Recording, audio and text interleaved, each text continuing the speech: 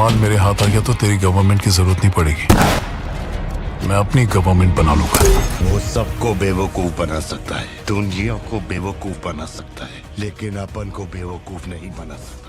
Indian cinema का एक ऐसा यूनिवर्स जहां एक बिल्कुल ही नए डायरेक्टर ने सिर्फ 3 फिल्में डायरेक्ट की और उसने इंडियन सिनेमा का सबसे बड़ा और सक्सेसफुल यूनिवर्स खड़ा कर दिया। उसके कान से पैन इंडिया पब्लिक ही नहीं बल्कि कमल हसन, रजनी सर, थलापति से लेकर सेतुपति, सूर्या, धनुष जैसे काफी सारे स्टार्स उसके फैन हो गए और इन सब ने उसे खुद के लिए एक फिल्म डायरेक्ट करने को भी कहा। एलसीयू जैसे यूनिवर्स की बात करें तो उसमें एक तरफ जेल से रिहा हुआ एक कैदी जो 5 केजी बिरयानी पेलने के बाद 100-200 गुंडों को वॉशिंग पाउडर निर्वा की तरह धो देता है। दूसरा इंडिया के स्पेशल बैक स्क्वाड का चीफ जो मास्क मैन बन के विलन्स का काल बन जाता है। तीसरा 2-2 कैरेक्टर वाला एक ऐसा इंसान जो आज एक फैमिली मैन है, कैफे चलाता है, लेकिन कभी वो इतना बड़ा गैंगस्टर था कि दूसरे गैंगस्टर्स भी उसके सामने पैंट में धार लगा देते थे। दूसरों की तो छोड़ो, वो अपने बाप और चचा की भी पुंगी बजा देता है। लियो जैसी फिल्म के 600 करोड़ के कलेक्शन के बाद लोग समझ गए थे कि लोकी वर्स इंडिया के टॉप मोस्ट यूनिवर्स में अपना नाम दर्ज करवा चुकी है। एमसीयू डीसी की तरह इसकी अलग अलग फैन थ्योरीज मार्केट में आने लगी थी। लियो के बाद इतने दिनों तक इस यूनिवर्स से कोई अनाउंसमेंट नहीं हुई, लेकिन अब जाकर एक नहीं, 2 नहीं बल्कि लोकेश कनगराज की 3 फिल्मों की अनाउंसमेंट होती है, जिसमें चैप्टर 0, बेंच और कूली भी शामिल है। लेकिन अगर रोलेक्स यानी अपनी सूर्या इस यूनिवर्स के थैनोस है तो बेंच कौन है? और बेंच के अनाउंसमेंट प्रोमो में राघव लॉरेंस के हाथ में भी वही बुचर नाइफ था जो रोलेक्स के हाथ में था। तो क्या बेंच भी एलसीयू का पार्ट होने वाली है? इफ यस तो बेंच एक विलन है या फिर हीरो?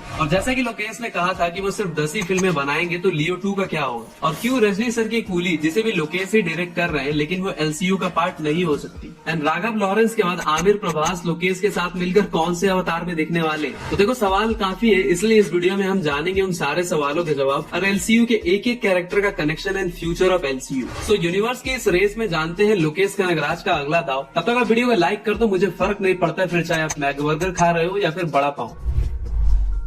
इस यूनिवर्स के फ्यूचर पर बात करने से पहले इस यूनिवर्स के सारे कैरेक्टर्स का एक बार रिकैप कर लेते हैं। तो देखो, इस यूनिवर्स का सबसे पहला इंस्टॉलमेंट आता है 2019 में कैथी विद सूर्यस ब्रदर्स कार्थी। ये एक रात की कहानी होती है जिसमें कुछ पुलिस वाले एक ट्रक को पकड़ लेते हैं जिसमें ढेर सारा ड्रग्स होता है और उन सब पर स्कॉर्पियन यानी बिच्छू का मार्क बना होता है। और तुम तो समझ ही होगे कि बिच्छू का मार्क किसका है। हाँ, वो सूर्य का ही माल होता है, वो भी 900 केजी ड्रग्स। तभी एक रात पूरी जमात की वाट लगाने वाले इस यूनिवर्स के पहले हीरो की एंट्री होती है इस दिल्ली। जब यूनिवर्स का थैनोस या डार्सेड यानी सुपर विलन रोलेक्स का आदमी अनबू की पार्टी में सारे पुलिस वालों के वाइन में कुछ मिलाकर सबकी वाट लगा देता है, सब फेंट हो जाते हैं। तब अपना दिल्ली पहले तो भरपेट बिरयानी खाता है, फिर रोलेक्स से गुंडों की जो धुलाई करता है, मतलब सब धुआं धुआं हो जाता है। इस फिल्म में खासकर वो बिरयानी वाला और मशीन गन वाला सीन पर खूब सीटियां बजती है और आगे चल के दोनों ही सीन आइकॉनिक बन जाते हैं। ऊपर से फिल्म की बीजीएम, सिनेमेटोग्राफी, स्क्रीन प्ले कुछ भी उठा लो, आज भी तुम्हें वो इसकी रीमेक भोला से बेटर लगेगी। अरे बाप रे, ये तो धोती खोल रहा है।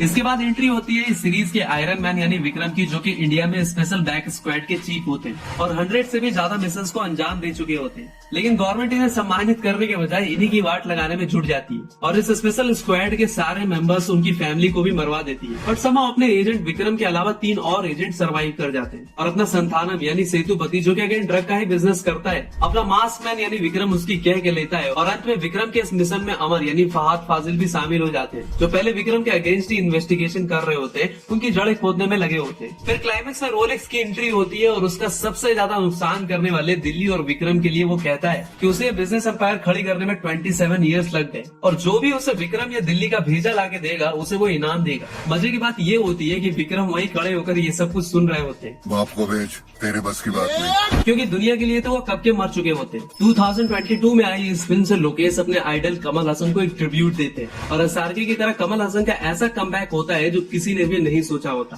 120 करोड़ की बजट में बनी ये फिल्म 500 करोड़ से ज्यादा कलेक्शन कर डालती है और कमल हसन इससे खुश होकर लोकेश को 60 लाख की लेक्सस भी गिफ्ट करते हैं। फिर होती है हाइना से 2-2 हाथ करने वाले इस यूनिवर्स के सबसे स्ट्रॉन्ग कैरेक्टर लियो की एंट्री। ये काफी अनप्रेडिक्टेबल और सातिर कैरेक्टर होता है। दुनिया के लिए पार्थिवन, दुश्मनों के लिए लियो।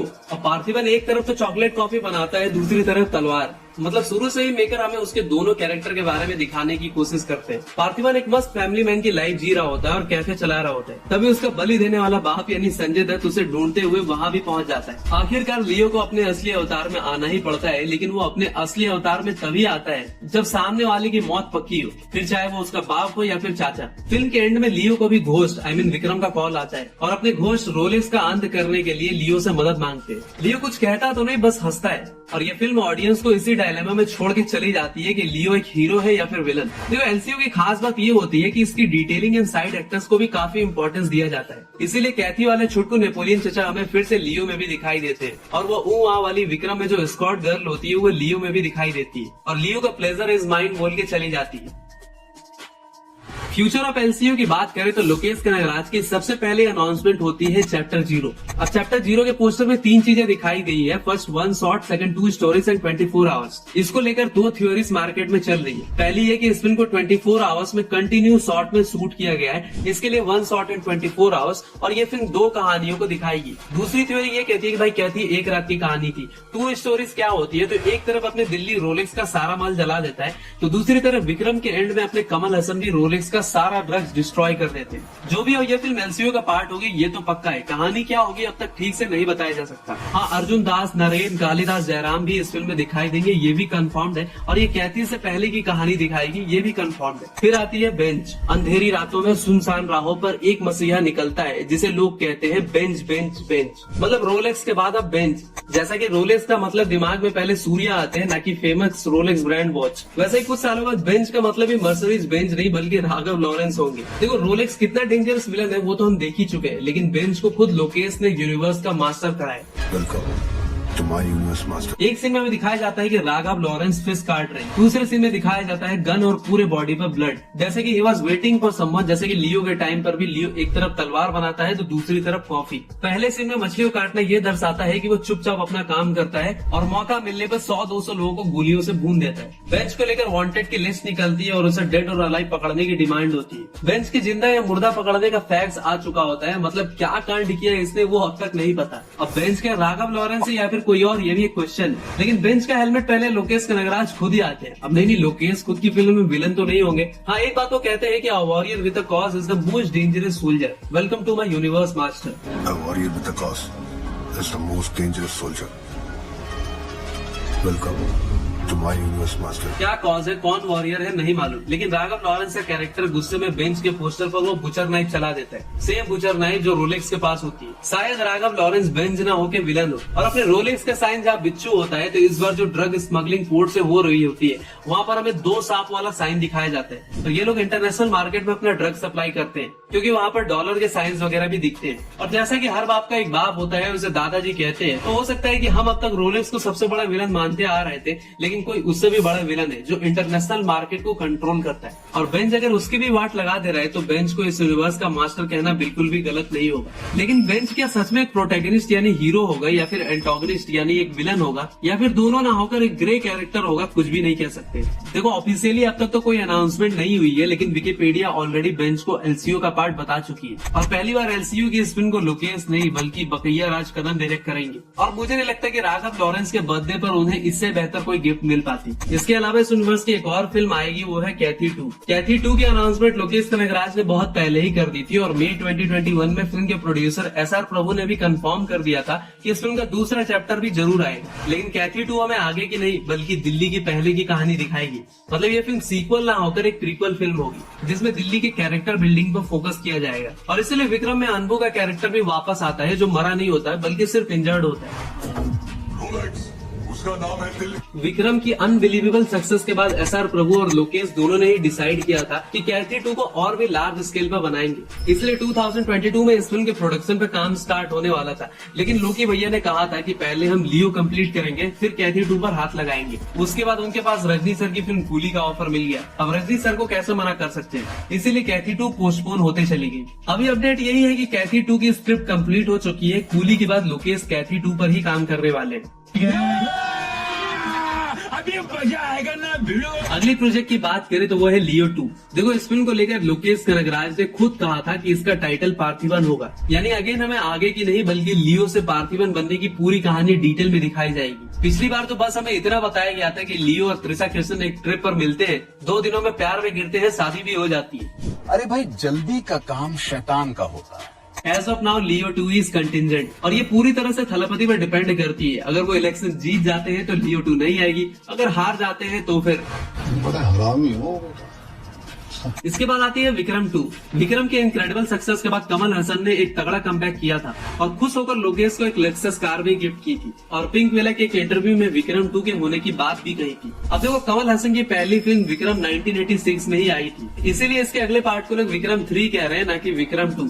लेकिन मेकर्स ने कंफर्म कर दिया है कि ये विक्रम रिटर्न होगी। लोकेश कनगराज ने तो यहाँ तक कहा था कि विक्रम रिटर्न दरअसल उनके यूनिवर्स का एंड गेम होगी, इसीलिए उसका क्लोजर भी परफेक्ट होना चाहिए। इसके बाद आती है डेडिकेटेड फिल्म ऑन रोलेक्स।